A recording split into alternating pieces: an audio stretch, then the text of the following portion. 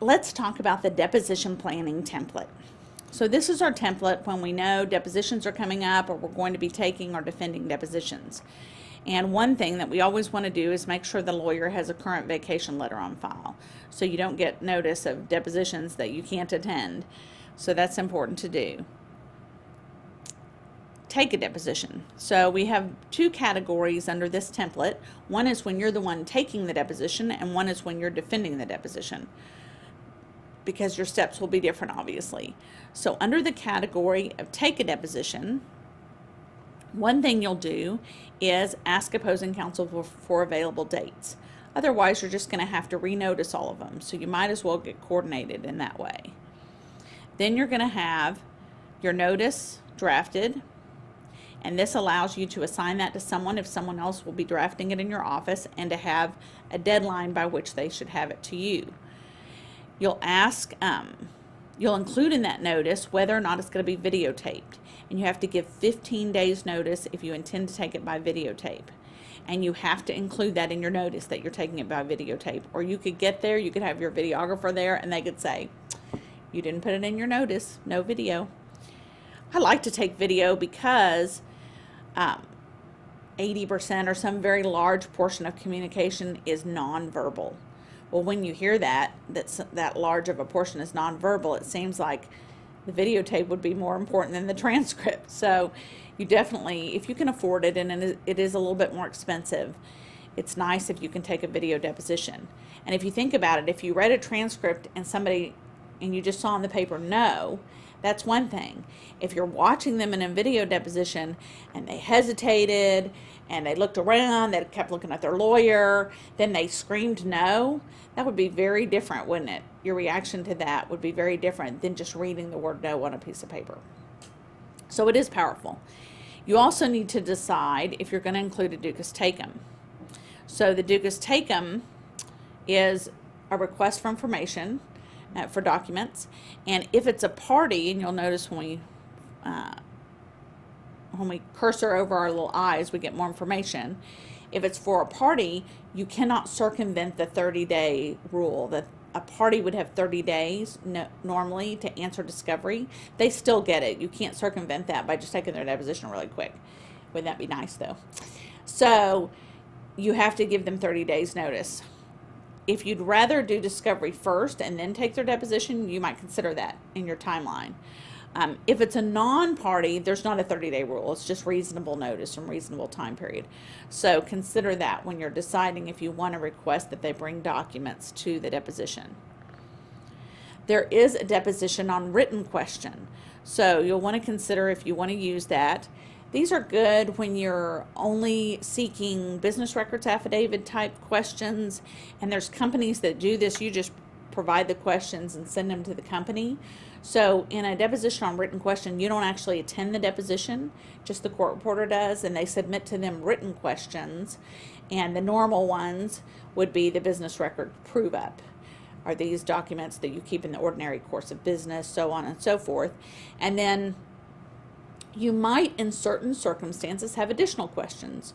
So, for example, I sent it one time to a company where the opposing party owned stock in that company, but it was a closely held company. It wasn't a public company. It was closely held, and I wanted to know, is the stock transferable to my client under their stock plan? Has there been a recent sale of the stock? How are they valuing the stock? And I needed to know exactly how much stock my client's husband had.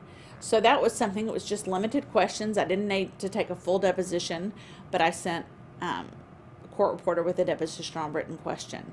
So that's nice because it's not as expensive as taking a full deposition. You might also do that in other circumstances that are similar, where you're just trying to get some information, a little bit of narrow information. So consider that as an option. It gives you the option here to consider that. So your questions. Obviously, you need to draft questions for your deposition, unless you're going to wing it. But I wouldn't recommend that. I would write out the questions and be thoughtful about it.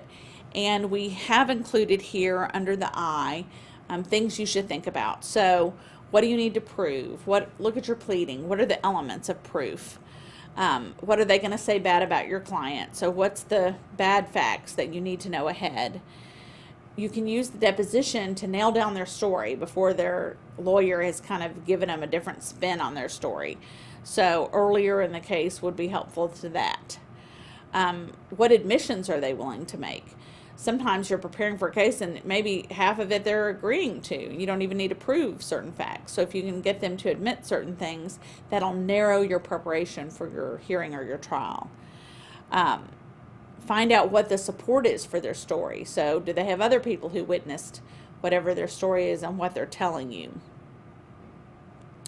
You also can have a list of questions you just always ask in a family law case that maybe you don't have a real suspicion of, but humans being humans, you might hit a gold mine. So have you ever been arrested? Have you ever hired a prostitute? Have you ever taken drugs? Have you ever been on a dating website while you're married? Things of that nature. So we have those helpful hints here in your template, and you can add ones that you prefer and have that for your staff or other lawyers in your office. Objections. So, of course, there's limited objections in a deposition. We don't get to have our full range of objections. Many of them are held to trial, but you do get to object non-responsive, and we do have a section on defending the depos that talks more about that. And you want to be aware of what they're objecting to. So if you're taking the deposition, really all you're objecting to is non-responsive. If they're defending the deposition, they would be objecting form mainly. And they should not be giving explanations of their form objection without your inquiring about that. So they shouldn't be kind of coaching their client through their objection. So you want to be aware of that, what the rules are on that, and we have a little reminder of that here. This reminds you and allows you to assign somebody to hire the court reporter. If you're going to have a videographer, to hire the videographer. To reserve the room where the deposition is going to take place, whether that's in your office or a neutral place or the other side's office. This is a checklist where you can assign somebody to have the subpoena and notice served. And then you need to send notice to all parties, and that would be through their counsel if they have counsel. Then we have defending a deposition. So again, let's say that they're taking your client's deposition. Well, you have certain objections you're allowed to make, but they're very limited. You can object to form and leading mainly. And if you object form, they have a right to ask you to explain, which then you would have to be more specific about your form objection. And most of the time they will not do that. But if they did, you could explain. Otherwise, no explaining. The rules don't allow for it any longer. You could, in certain circumstances, instruct your client not to answer. And this would mainly be if they are being abused. So if somebody is just asking them horrible, hateful things or calling them names, which really is not constructive to the case, you can say, I object, this is abusive, and I instruct my client not to answer. And you need to be that specific, because otherwise your client won't know what to do. If you don't make these objections, the form objections, the leading objections, then you're going to waive them, because you have to make them at this level. But your other objections are reserved to trial, and they're not waived. So we talk here about and have the reminder that you can instruct your client not to answer. And there's not very many instances where that's proper, but it is proper in certain circumstances. So the one I gave already where they're being abused, or maybe you've had a ruling from the court already in the case that there's certain topics that are privileged and we're not going to go into those.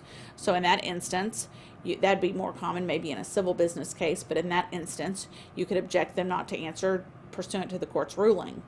So you'll want to be aware of that, obviously. And then I've had cases where there's a criminal case pending at the same time, and my client took the fifth on certain matters. So certainly that would be appropriate. They don't have to incriminate themselves in the other case. So that is our template on